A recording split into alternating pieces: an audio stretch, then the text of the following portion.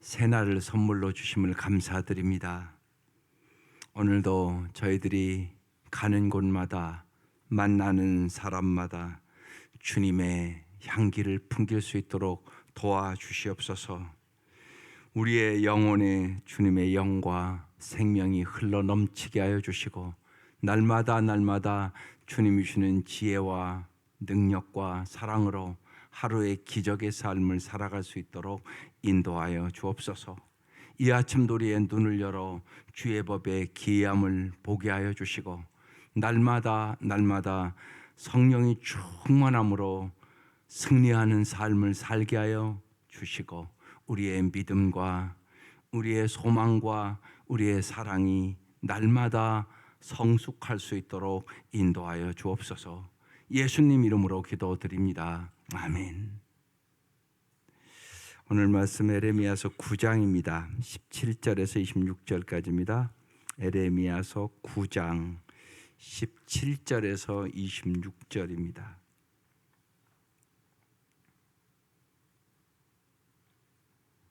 네, 합독하시겠습니다. 시작. 만군의 여호와께서 이와 같이 말씀하시되, 너희는 잘 생각해보고 곡하는 부녀를 불러오며 또 사람을 보내 지혜로운 부녀를 불러오되, 그들로 빨리 와서 우리를 위하여 애곡하여 우리의 눈에서 눈물이 떨어지게 하며 우리의 눈꺼풀에서 물이 쏟아지게 하라. 이는 시온에서 통곡하는 소리가 들리기를, 우리가 아주 망하였구나, 우리가 크게 부끄러움을 당하였구나, 우리가 그 땅을 떠난 것은 그들이 우리 거처를 헐었음이로다 하미로다. 부녀들이여, 여호와의 말씀을 들으라. 너희 귀에 그의 입의 말씀을 받으라. 너희 딸들에게 애곡하게 하고 각기 이웃에게 슬픈 노래를 가르치라. 무릇 사망이 우리 창문을 통하여 넘어 들어오며 우리 궁실에 들어오며 밖에서는 자녀들을, 거리에서는 청년들을 멸절하려 하느니라. 너는 이같이 말하라. 여호와의 말씀에 사람의 시체가 분토같이 들에 떨어질 것이며 추수하는 자의 뒤에 버려져 거두지 못한 곡식단과 같이 되리라 하셨느니라. 여호와께서 이와 같이 말씀하시되, 지혜로운 자는 그의 지혜를 자랑하지 말라. 용사는 그의 용맹을 자랑하지 말라. 부자는 그의 부함을 자랑하지 말라. 자랑하는 자는 이것으로 자랑할지니 곧 명철하여 나를 아는 것과 나 여호와는 사랑과 정의와 공의를 땅에 행하는 자인 줄을 깨닫는 것이라. 나는 이 일을 기뻐하노라. 여호와의 말씀이니라. 여호와의 말씀이니라. 보라, 날이 이르면 할례를 받은 자와 할례 받지 못한 자를 내가 다 벌하리니, 곧 애굽과 유다와 에돔과 암몬 자손과 모압과 및 광야에 살면서 살적을 깎은 자들에게라. 무릇 모든 민족은 할례를 받지 못하였고 이스라엘은 마음의 할례를 받지 못하였느니라 하셨느니라. 아멘. 오늘 말씀은 헛된 자랑을 하지 말라는 말씀이에요. 하나님은 애곡하는 이 여인들을 불러서 이제 임박한 심판을 알리고 무사안이란 백성을 깨우쳐 주라는 얘기예요. 지혜와 부와 용맹과 할례라는 헛된 자랑에서 돌이켜서 정말로 자랑할 것이 뭔가, 하나님의 뜻을 깨닫기를 원하셔서 오늘 본문 주신 것이에요. 그래서 먼저 오늘 17절부터 애곡하는 여인들을 불러서 그의 백성이 겪어내야 할 운명을 슬퍼하라고 말씀하시는 거예요. 17절. 만군의 여호와께서 이와 같이 말씀하시되, 너희는 잘 생각해보고. 언제나 여러분, 하루하루 우리의 삶이 그래요. 생각하며 사셔야 돼요. 많은 경우 생각을 안 하고 살아요. 생각을 안 하고 살면 날마다 똑같은 삶을 사세요. 근데 하나님은 하루하루를 선물로 주시는 거예요. 우리를 더 날마다 성숙하기를 원하시는 거예요. 그래서 기도의 장성한 분량까지 우리가 성숙해 나가야 되는 거예요. 그래서 날마다 자기의 삶을 점검할 줄 아셔야 됩니다. 점검하지 않는 사람은 발전이 없어요. 그러니까 잘 생각해 보셔야 된다고요. 내가 진짜 잘 사는 건가? 내가 이렇게 살아서 되는 건가? 이 생각을 생각하고 기도하고 생각하고 사셔야 돼요. 그래서 잘 생각해 보라는 거예요, 지금. 그래서 곡하는 부녀를 불러오며, 예. 이 시대는 곡하는 사람들이 있었단 말이에요. 이제 초상을 만나면, 그러니까 우리도 옛날에는 뭐 하루 이틀이 아니라 장례식을 끝나도 날마다 곡을 하고 그랬단 말이에요. 그러니까 이제 이 시대도 그런 게 있었어요. 그래서 곡하는 부녀를 불러오며 또 사람을 보내 지혜로운 부녀를 불러오되 18절 그들이 빨리 와서 우리를 위하여 애곡하여 우리의 눈에서 눈물이 떨어지게 하며 우리의 눈꺼풀에서 물이 쏟아지게 하라. 19절 이는 시온에서 통곡하는 소리가 들리기를 우리가 아주 망하였구나. 우리가 크게 부끄러움을 당하였구나. 우리가 그 땅을 떠난 것은 그들이 우리 거처를 헐었음이로다 아미로라. 이제 이 백성들에게 이제 이 나라가 완전히 다 망할 것이니까 미리 애곡하라고 얘기하는 것이에요. 그러니까 지금은 애가를 부를 때라고 얘기하는 거예요. 지금은 각성해야 할 때다, 그런 얘기예요. 그럼 여러분 잘 생각해 보세요. 우리는 지금 어떤 때일까요? 여러분 지금 우리가 사는 이 세상은 어떤 때라고 생각하세요? 그러니까 오늘 이 말씀 우리가 잘 생각하셔야 돼요. 그 다음에 이제 20절 보면 이렇게 얘기합니다. 부녀들여 여호와의 말씀을 들으라. 너희 귀에 그 입의 말씀을 받으라. 너희 딸들에게 애곡하게 하고 각기 이웃에게 슬픈 노래를 가르치라고 얘기해요. 장송곡을 가르치라고 얘기하는 거예요. 왜? 이제 곧 고통이 올 것이니까 그 얘기를 하는 거예요. 여기 그 땅을 떠난 것은 금방 19절에 그 땅을 떠난다, 이 얘기는 이제 포로로 잡혀간다는 얘기를 하는 거예요. 여러분이 난민이라는 것은 참 불쌍한 사람들이에요. 살 자리가 없는 곳이에요. 그래서 수많은 난민들이 나라에서 받아주지 않으니까 막 바다를 떠돌다가 죽고 그런 일들이 일어나잖아요, 이 세상에서. 여러분 우리의 역사를 봐도 여러분 일제시대를 생각해 보면 알잖아요. 그래서 이상화라는 시인이 빼앗긴 들에도 봄은 오는가, 유명한 얘기예요. 봄은 왔는데 다 자유를 빼앗긴 이 땅에 빼앗긴 들에 정말 참다한 자유가 있느냐는 거예요. 포로로 잡혀가면 그게 없는 것이에요. 이전에 정말 자유의 봄은 사라졌다고 얘기하는 것이에요. 이게 포로 생활의 비참함이거든요. 육적인 포로는 말할 것도 없거니와 여러분 일제의 고통을 겪어본 나이 든 분들은 그 고통이 얼마나 심한가 알잖아요. 그것만 고통이 있는 게 아닙니다. 영적인 노예도 있습니다. 오늘 우리가 사는 이 시대 물질의 노예, 명예의 노예, 권력의 노예, 세상 것의 노예로 산단 말이에요.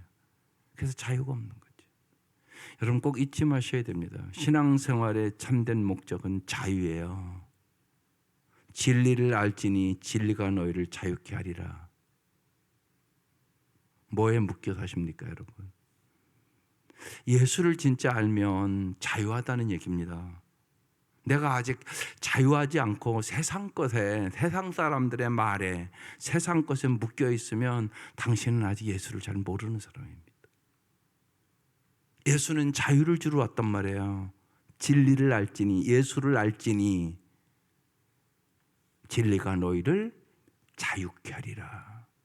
그래서 주님은 우리를 노예에서 해방시키러 오신 거예요, 사실. 죄의 노예에서 해방. 세상에 먹을 것, 마실 것, 입을 것의 노예에서 해방. 세상에 인간들이 하는 말에서의 해방. 사람들이 말하는 게 중요한 게 아니라는 거예요. 하나님 보시기에가 언제나 중요하다는 거죠.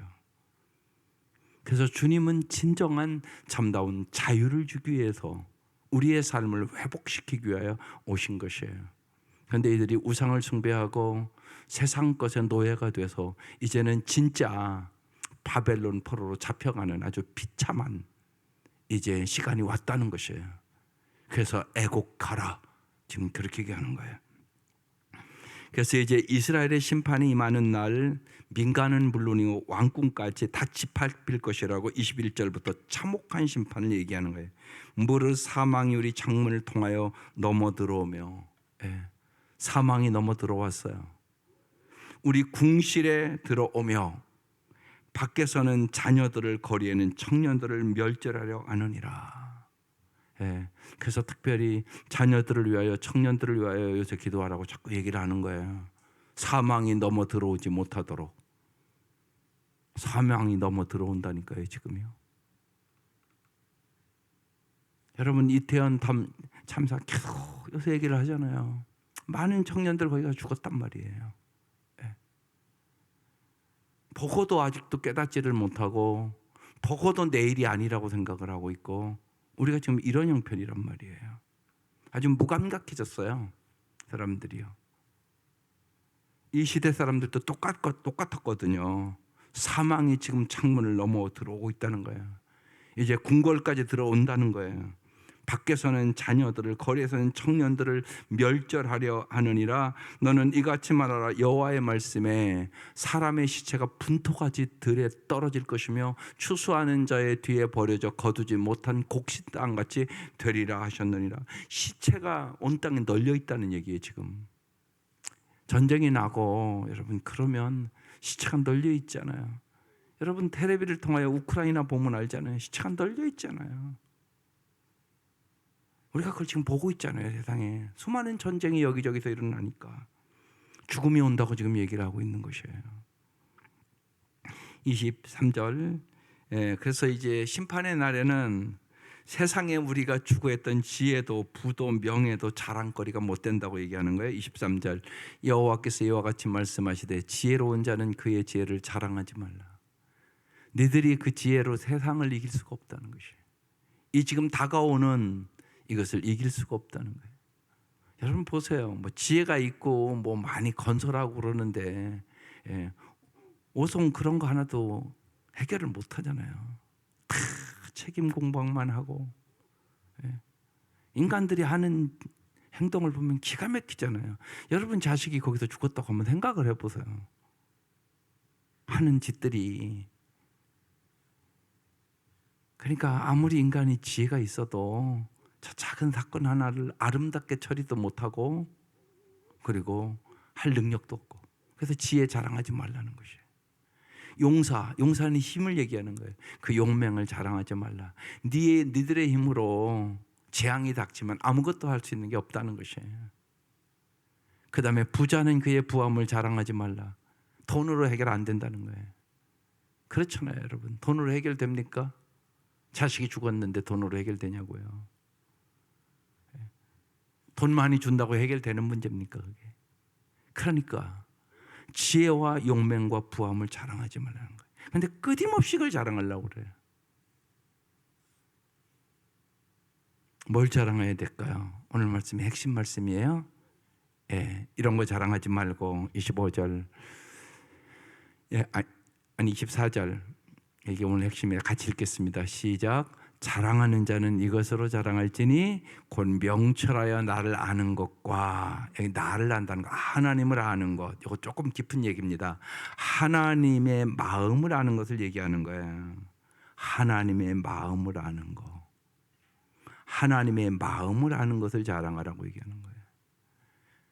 여러분, 하나님의 마음을 아셔야 돼요. 그래서 지난주부터 몇 번 말씀드렸네요. 나중심적인 신앙생활 하면 안 돼요. 그러면 평생 하나님만 몰라요. 하나님 중심적인 신앙생활을 해야 돼요. 신앙이 성숙한다는 얘기는 나 중심에서 하나님 중심적으로 바뀌는 걸 얘기하는 거예요. 하나님은 어떻게 생각하실까? 하나님의 마음은 슬프실까 기쁘실까? 내가 이렇게 살면 하나님은 어떻게 생각하실까? 이 생각을 하고 사셔야 된단 말이에요. 여러분, 아이들을 키우면서 아이들이 내가 어떻게 하면 우리 엄마를 기쁘게 해드릴까, 이 생각만 해도 철든 애 아니겠어요? 그 아이가 방탕하겠어요? 우리도 똑같단 말이에요. 그 생각을 하셔야 된단 말이에요, 언제나. 근데 이게 안 되는 거예요. 자꾸 언제나 자꾸 나의 유익, 내 감정, 내 기쁨, 나에게 초점을 맞춘단 말이에요. 이게 바뀌어야 된다니까요. 이게 회개의 진짜 나 중심적인 삶에서 하나님 중심 사고로 바뀌는 거네. 사고가 내 인식과 사고가 바뀌어야 된단 말이에요. 그러니까 그걸 물어봐야지. 자꾸 하나님의 마음은 어떠실까? 근데 거기에 초점이 아니라 언제나 내 감정, 내 기분, 또 심하면 남이 어떻게 생각할까? 거기에 관심이 더 많단 말이에요. 우리가 이게 바뀌지 않으면 세상 사람과 다를 바가 없어요. 뭐가 다릅니까 그럼? 여러분, 세상을 변화시키는 정말 매력적인 그리스도인이 되려면 어떻게 해야 된다고 생각하세요? 세상 사람들은 금방 말씀 나눈 것처럼요, 세상 지혜 자랑하고 힘 자랑하고 돈 자랑합니다. 우리도 이거를 위하여 쫓아가고 이거 자랑하려고 그러면 세상 사람과 다를 게 뭐가 있냐고. 여기서 바뀌셔야 된단 말이에요.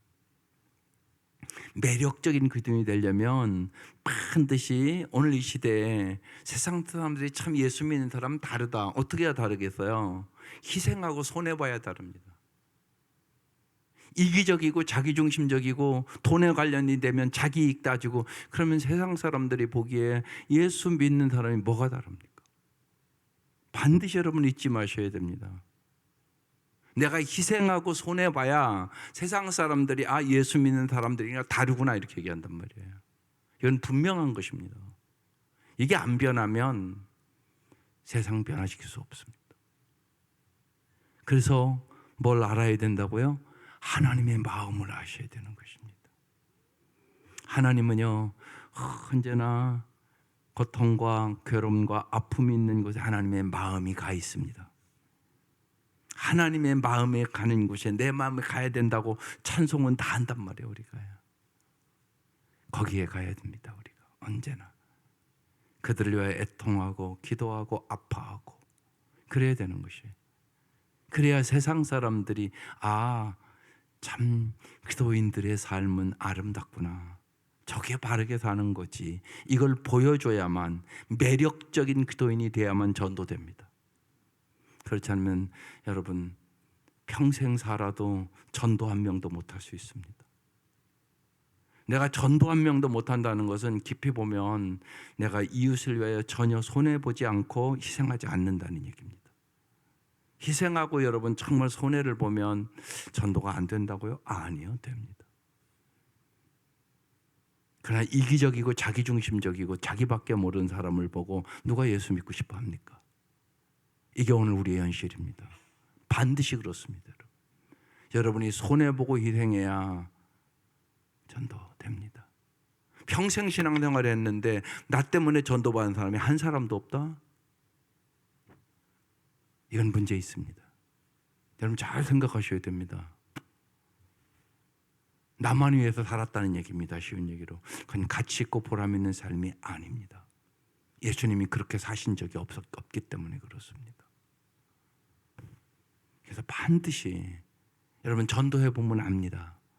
내가 희생하고 손해보고 섬기고 사랑해야만 전도합니다. 그렇지 않으면 전도 못합니다. 지금 우리가 사는 시대가 어떤 시대인가를 우리가 잘 알지 않습니까? 그래서 오늘 이 말씀 중요합니다. 뭘 자랑하냐? 하나님의 마음, 명철하여 나를 아는 것. 하나님의 마음을 아는 것을 자랑하라. 그러면서 한 걸음 더 나가고 있는 것입니다. 나 여호와는 사랑과 정의와 공의를 땅에 행하는 자인 줄 깨닫는 것이다. 그래서 우리의 삶에 사랑이 있어야 되는 겁니다. 아, 예수 믿는 사람은 정의롭구나. 예수님은 공의롭구나. 그것을 제가 지금 희생과 손해로 표현한 겁니다. 사랑과 정의와 공의를 땅에 행하는 주님을 닮아가려면 반드시 희생과 손해가 있으셔야 합니다. 그렇지 않고는 사랑과 정의와 공의를 행할 수 없습니다. 그걸 보여주셔야 됩니다. 구체적. 그게 매력적인 기도인이에요. 아, 우리와 다르구나. 왜? 세상은 언제나 이기적이고 자기중심적이고 언제나 자기 계산이 앞선단 말이에요. 이게 세상이란 말이에요. 이게 달라야 되는 것입니다. 그래서 나는 이 일을 기뻐하노라. 성경을 보는 이유 중에 하나는 주님이 기뻐하시는 일이 뭔가를 깨닫기 위해서입니다. 주님이 뭘 기뻐한다고요? 나를 아는 것을 내가 기뻐한다고. 나는 사랑과 정의와 공의를 땅에 행하는 하나님이라고, 이것을 자랑하라고 지금 그렇게 말씀하고 있는 것입니다. 바울은 약한 것을 자랑한다고 그랬습니다. 이 말은 무슨 얘기입니까? 약한 것을 여러분은 숨기지 않습니까? 우리는 약한 것을 안 얘기하려고 하지 않습니까? 근데 바울은 약한 것을 자랑한다고 얘기합니다. 이 말의 의미는 이런 얘기입니다. 내가 약해 보았기 때문에 나는 약한 사람들을 공감한다는 의미입니다.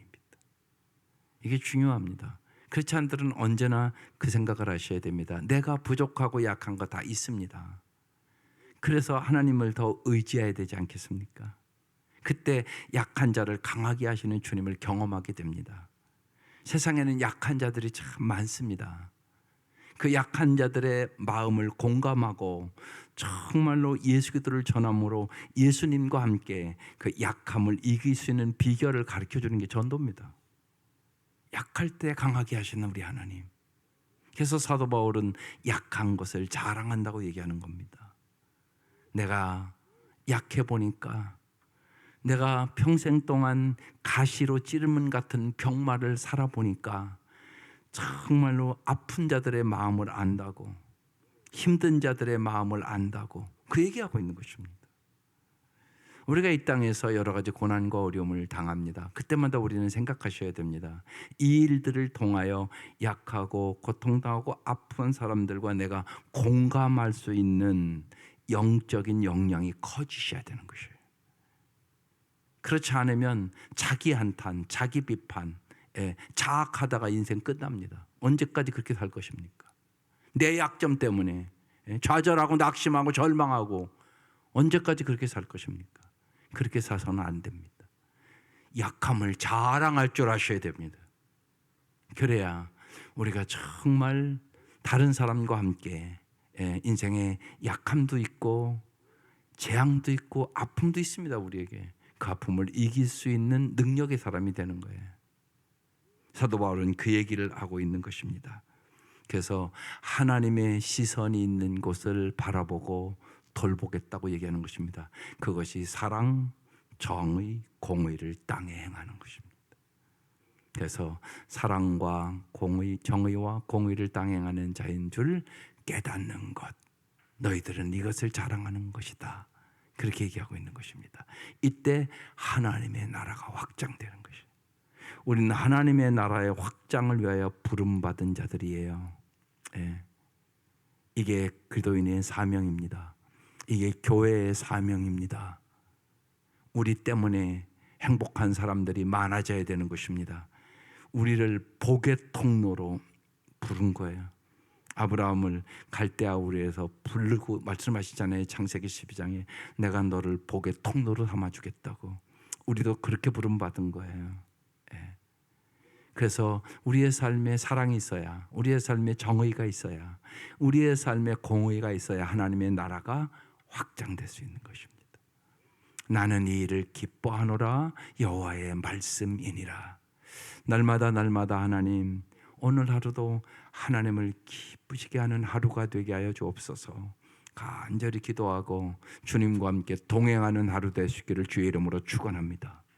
25절 여호와의 말씀이니라. 보라, 날이 이르면 할례 받은 자와 할례 받지 못한 자를 내가 다 벌하리니, 심판의 날에는 이스라엘 백성의 선민의 지위나 언약의 표지인 할례가 안전을 보장하지 못할 것이라고 얘기하는 것이에요.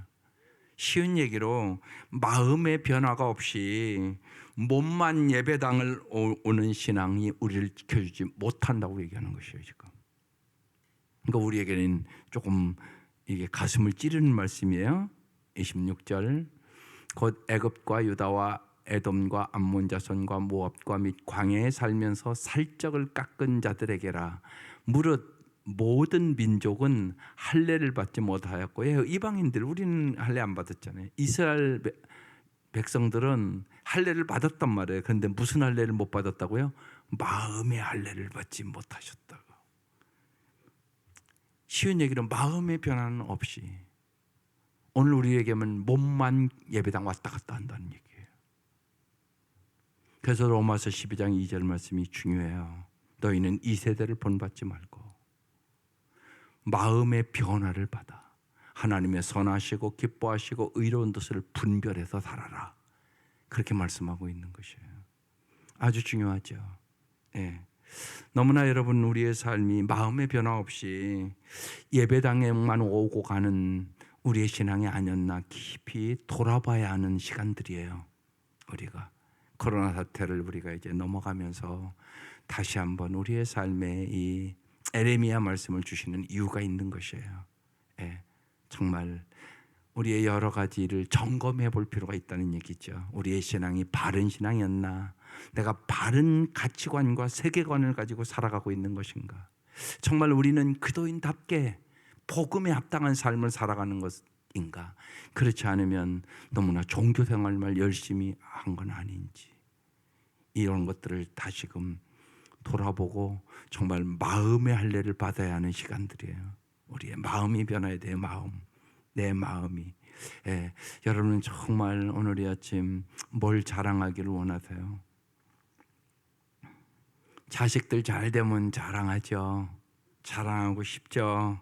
예, 자녀들에게 세상에서 성공하는 법만 가르치다가 하나님 앞에 애곡하는 법을 놓치고 있지는 않는지요. 하나님이 말로는 가장 중요하다고 얘기를 하는데 삶으로 보면 하나님이 제일 중요한 게 아니더라고요. 돈이 제일 중요하고 출세가 제일 중요하고 세상에 잘 되는 거 훨씬 좋아하고. 예. 이동원 목사님이 솔직하게 그 자식이 이제 암으로 돌아가시고 나서 그런 고백을 하대요.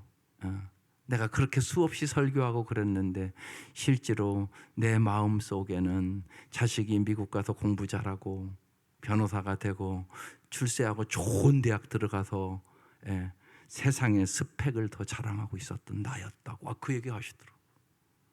자식을 잃고. 여러분 솔직히 뭘 자랑하시고 계십니까?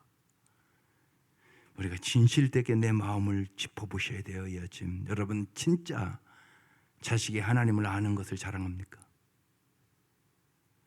정말 내 자녀가 사랑과 정의와 공의를 땅에 행하는 주님을 닮아가려고 노력해서 내가 정말 기쁩니까? 아닐 수 있습니다.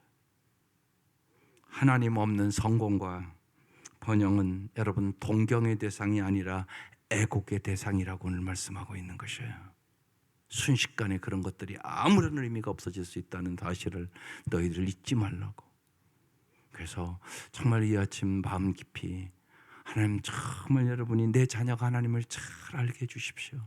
하나님의 마음을 알고 하나님의 마음이 있는 곳, 하나님의 시선이 있는 곳에 사랑과 정의와 공의를 주님을 닮아 행하는 우리 아들, 딸들이 될 수 있도록 은혜를 베풀어 주옵소서. 이 기도를 간절히 하시기를 주의 이름으로 축원합니다. 기도드리겠습니다. 하나님, 특별히 다음 세대들을 위하여 우리의 자녀와 우리의 손자와 손녀들을 위하여 기도하는 시간들을 저희들이 간절히 갖고 있습니다. 우리의 자녀들이 오늘 주께서 주신 말씀처럼 날이 갈수록 하나님의 마음을 잘 아는 자녀들이 되게 하여 주옵소서. 진실로 이 땅의 사랑과 정의와 공의를 행하시는 하나님을 경외할 수 있도록 도와주시고 하나님의 나라가 확장되는 일에 우리의 자녀들을 진리의 도구로 성령의 도구로 사용하여 주옵소서.